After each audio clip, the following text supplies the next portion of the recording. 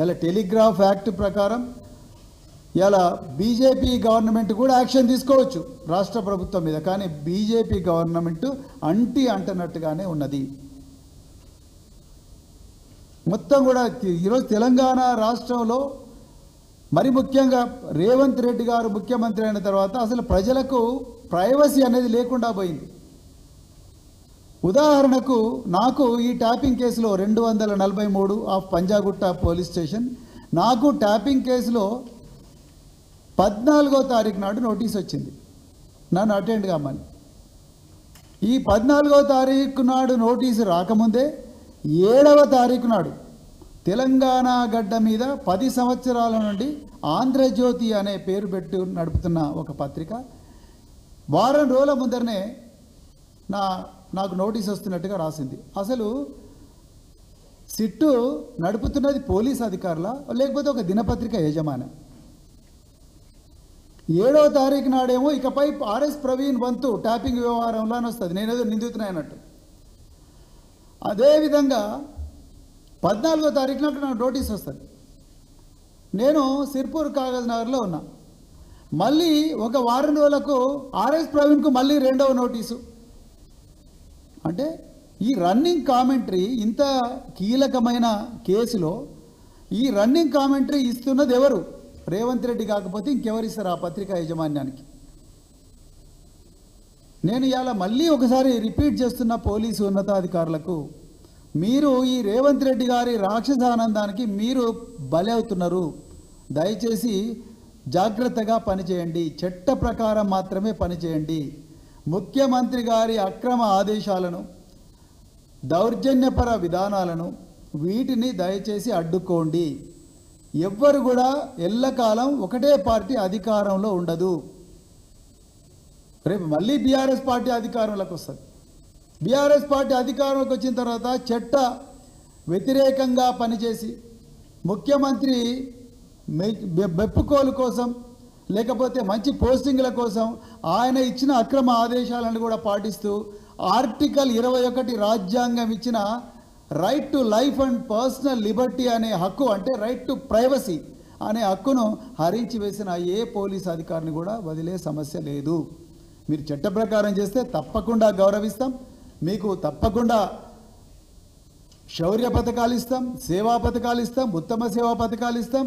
ఇంకేమైనా గొప్ప పథకాలు ఉంటే అశోక్ చక్ర లాంటివి అవన్నీ కూడా గవర్నమెంట్ ఆఫ్ ఇండియాకు రికమెండ్ చేస్తాం. కానీ దయచేసి ఈ ముఖ్యమంత్రి అక్రమ ఆదేశాలను పాటించడం మానుకోండి. ఈ ఫోన్ ట్యాపింగ్ వ్యవహారం అంత మంచిది కాదు. ఇది దేశ భద్రతకు సంబంధించిన వ్యవహారం. నిజంగా కేంద్రంలో ఉండే బీజేపీ ఇది దేశ భద్రతకు సంబంధించిన వ్యవహారం, దీని గురించి ఇట్లా రన్నింగ్ కామెంటరీ పెట్టకూడదని ముఖ్యమంత్రికి చెప్పాలి, ఇక్కడున్న డీజీపీకి చెప్పాలి. కానీ ఇవేవి కూడా కేంద్ర ప్రభుత్వం బీజేపీ ప్రభుత్వం చెప్పడం లేదంటే కేంద్ర ప్రభుత్వంలో ఉండే మోడీ అమిత్ షా సర్కార్, రేవంత్ రెడ్డి సర్కార్ ఇద్దరు కూడా ఒకటే. నాకు డౌటు వీళ్ళు రేవంత్ రెడ్డి రాహుల్ గాంధీ ఫోన్ కూడా మానిటర్ చేస్తున్నాడేమో నాకు డౌట్గా ఉన్నది. రేవంత్ రెడ్డి కాంగ్రెస్ ఏఐసీసీలో ఉండే వ్యక్తుల ఫోన్లు కూడా మానిటర్ చేస్తారన్న నాకు డౌట్గా ఉన్నది. లేకపోతే గాంధీ భవన్ నుంచి కాంగ్రెస్ పార్టీ నాయకులు వాళ్ళు రాసిన లెటర్ల యొక్క పూర ట్రాన్స్క్రిప్ట్ అంతా కూడా ముఖ్యమంత్రి చేతికి వస్తున్నాయని సౌత్ ఫస్ట్ పత్రిక రాస్తూ ఉన్నది. అంటే మరి ముఖ్యమంత్రి గారు మరి మీకంత రీచ్ ఉన్నప్పుడు మీరు ఎవరి ఫోన్ అయినా ట్యాప్ చేస్తారు. కానీ మీరు ఇదే ముఖ్యమంత్రి ఢిల్లీలో ఏమన్నాడు? మేము చాలా పారదర్శకంగా వ్యవహరిస్తాం, మేము ఎట్లా చేయము, అదేవిధంగా మేము చట్ట ప్రకారమే నడుచుకుంటాం, అదేవిధంగా we will maintain transparency and uphold law అని చెప్పి మరి ఇదే ముఖ్యమంత్రి అన్నాడు. అందుకొరకు నేను ముఖ్యమంత్రి గారికి కొన్ని ప్రశ్నలు అడుగుతున్నా. మీరు నిజంగా ట్రాన్స్పరెన్సీ అంటున్నారు, మీరు రూల్ ఆఫ్ లాను గౌరవిస్తామంటున్నారు ముఖ్యమంత్రి గారు. నేను మీకు 3 సూచనలు సలహాలు ప్రశ్నలు ఇస్తున్నా. మీకు నిజంగా దమ్ముంటే, మీకు నిజంగా ఇదే పారదర్శకత మీద నిజంగా మీకు నమ్మకం ఉంటే మొట్టమొదట మీరు ఎవరెవరి ఫోన్లు ట్యాప్ చేస్తున్నారో ఆ ఫోన్ల నెంబర్లన్నీ కూడా సీల్డ్ కవర్లో పెట్టి హైకోర్టుకు సబ్మిట్ చేయండి. ప్రతి వారం సబ్మిట్ చేయండి. దానికి మీరు రెడీగా ఉన్నారా రేవంత్ రెడ్డి గారు?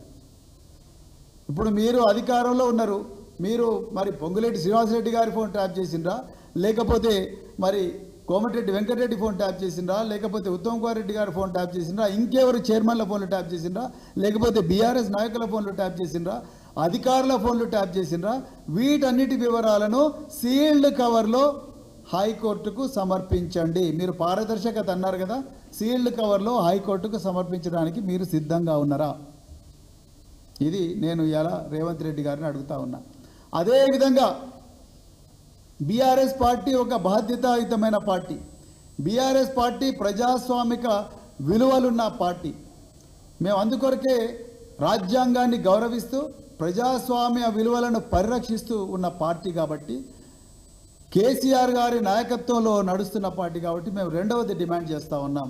ఇప్పటి నుంచి తెలంగాణలో రేవంత్ రెడ్డి గారు మీకు దమ్ముంటే ఈ టెలిఫోన్ ట్యాపింగ్ అనేది ఇప్పుడున్న కాంపిటెంట్ అథారిటీ ఏదైతే అడిషనల్ డీజీ ఇంటెలిజెన్స్, అదేవిధంగా principal secretary home, chief secretary, అదేవిధంగా సెక్రటరీ జీఏడి, అదేవిధంగా మరి లా సెక్రటరీలు, ఈ వ్యవస్థ కుప్పగూలిపోయింది. కాబట్టి మీ నిరంకుశ పాలనలో మేము ఇప్పుడు ఇంకొకటి డిమాండ్ చేస్తున్నాం. మరి దీని మీద పొలిటికల్ పర్యవేక్షణ కోసం దీని మీద మరి ముఖ్యమంత్రిగా మీరుంటారా, లేకపోతే హోంమంత్రి ముఖ్యమంత్రి మీరే కాబట్టి మీరు అదేవిధంగా ఒక ప్రతిపక్ష నాయకుడు, అదేవిధంగా మరి ఒక రిటైర్డ్ చీఫ్ జస్టిస్, అదేవిధంగా ఒక రిటైర్డ్ డీజీపీల నలుగురిని పెట్టి మరి ఈ నెంబర్లన్నీ కూడా తప్పకుండా వాళ్ళ దృష్టిలో కూడా పెట్టండి. అప్పుడు పారదర్శకత ఉంటుంది. నిజంగా అసాంఘిక శక్తులకు వ్యతిరేకంగానో దేశ భద్రతను రక్షించడం కోసమో, లేకపోతే విదేశాల నుంచి మన దేశ సమగ్రతకు ముప్పు కలగకూడదనో, లేకపోతే ఘోరమైన నేరాలు జరగకూడదనో ఆనాడు టెలిగ్రాఫ్ యాక్ట్ అనేది వచ్చింది. అందులో ట్యాపింగ్ చేయవచ్చు అన్న సౌకర్యం సెక్షన్ 5 ప్రకారం కల్పించడం జరిగింది. దీనికి సంబంధించి చాలా గైడ్లైన్స్ ఆనాటి ప్రభుత్వాలు మరి కల్పించినాయి. కానీ ఈరోజు మీరు విచ్చలవిడిగా మీ సొంత క్యాబినెట్ మంత్రుల మీదనే మరి ట్యాపింగ్ చేస్తున్న ఈ పరిస్థితి లోపల, అదేవిధంగా ప్రతిపక్ష నాయకుల ఫోన్లు ట్యాపింగ్ చేస్తున్న ఈ పరిస్థితి లోపల మరి బీఆర్ఎస్ పార్టీ ప్రజల గొంతుకగా మాకు వేరే మార్గం లేదు. మీరు దీని మీద ఒక ఓవర్సైట్ కమిషన్ పెట్టండి. తప్పకుండా పెట్టాల్సిందిగా మరి బీఆర్ఎస్ పార్టీ డిమాండ్ చేస్తూ ఉన్నది. పెట్టి అందులో ముఖ్యమంత్రిగా మీరుండండి, ప్రతిపక్ష నాయకులు ఉంటారు, అది ప్రతిపక్ష పార్టీ నాయకులు ఉంటారు, అదేవిధంగా ఒక రిటైర్డ్ హైకోర్టు జడ్జో లేకపోతే సుప్రీంకోర్టు జడ్జో ఉంటారు, రిటైర్డ్ డీజీపీ ఉంటారు. అన్నీ మరి యాంటీసిడెంట్స్ వెరిఫై చేసిన తర్వాతనే వాళ్ళని పెట్టండి. ప్రతి 3 నెలలకు ఒకసారి ఏ నెంబర్లు ట్యాప్ చేసినారో వాటి మీద పూర్తిగా ఒక కూలంకషంగా సమీక్ష చేసిన తర్వాతనే మళ్ళీ నెక్స్ట్ స్టెప్ వేయండి. ఇది బీఆర్ఎస్ పార్టీ నుంచి మేము డిమాండ్ చేస్తున్నాం. ఇంకా మూడవది చివరి డిమాండ్ ఏంటయ్యా అంటే, ఇవాళ ముఖ్యమంత్రి, హోంమంత్రి ఇద్దరు కూడా రేవంత్ రెడ్డి గారే. నేను ఇంతకుముందే చాలా ప్రెస్ కాన్ఫరెన్స్ చెప్పిన, రేవంత్ రెడ్డి గారు ప్రతీకార వాంఛతోని రగిలిపోతూ ఉన్నారు. తెలంగాణలో నడుస్తున్నది ప్రజాపాలన కాదు, ప్రజల మీద ప్రతీకార పాలన.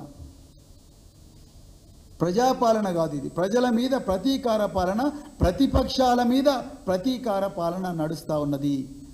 ఈ ముఖ్యమంత్రి, హోంమంత్రికి ఇక్కడున్న పోలీసు వాళ్ళు, అది సిట్ అనేది పోలీసు వ్యవస్థలో ఒక భాగం. ఇప్పుడు పంజాగుట్టలో 243 పంజాగుట్ట పోలీస్ స్టేషన్ ఏదైతే కేసు ఉన్నదో ఆ కేసు ఈ ముఖ్యమంత్రి దగ్గర పారదర్శకంగా జరుగుతున్న నమ్మకం మాకు లేదు. ఈ సిట్టు మీద అసలే నమ్మకాలు లేవు. నేను ఇంతకుముందే చెప్పిన, సిట్టు రేపేం చేయబోతున్నదన్నది సిట్టు అధికారులు ఎవరు చెప్పరు. Commissioner of police CV Anand గారు చెప్పరు, లేకపోతే డీజీపీ డాక్టర్ జితేందర్ గారు చెప్పరు. కానీ ఒక ప్రముఖ దినపత్రికలో మాత్రం రన్నింగ్ కామెంటరీ లాగా రేపు జరగబోయే విషయం కూడా ఈరోజే తెలుస్తూ ఉన్నది. ఇంకా కొన్ని ఘోరమైన యూట్యూబ్ ఛానళ్ళు, ఇంకా మీకు ఓపెన్ చెప్పాలంటే మహా న్యూస్ లాంటి ఛానళ్ళలో అత్యంత అశ్లీలమైన థంబ్నెయిల్స్ పెట్టి ఈ న్యూస్ లీక్ చేస్తూ ఉన్నారు.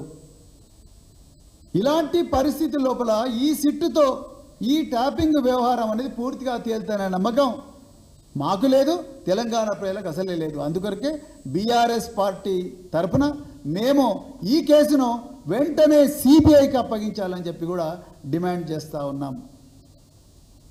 మేము తప్పకుండా న్యాయ వ్యవస్థను కోరుతాం, గౌరవ న్యాయమూర్తులను కోరుతాం. ఈ కేసును దయచేసి సిబిఐకి అప్పగించండి. ఒక ముఖ్యమంత్రి, ఒక హోంమంత్రి ప్రతీకార వాంఛతో తన ఓన్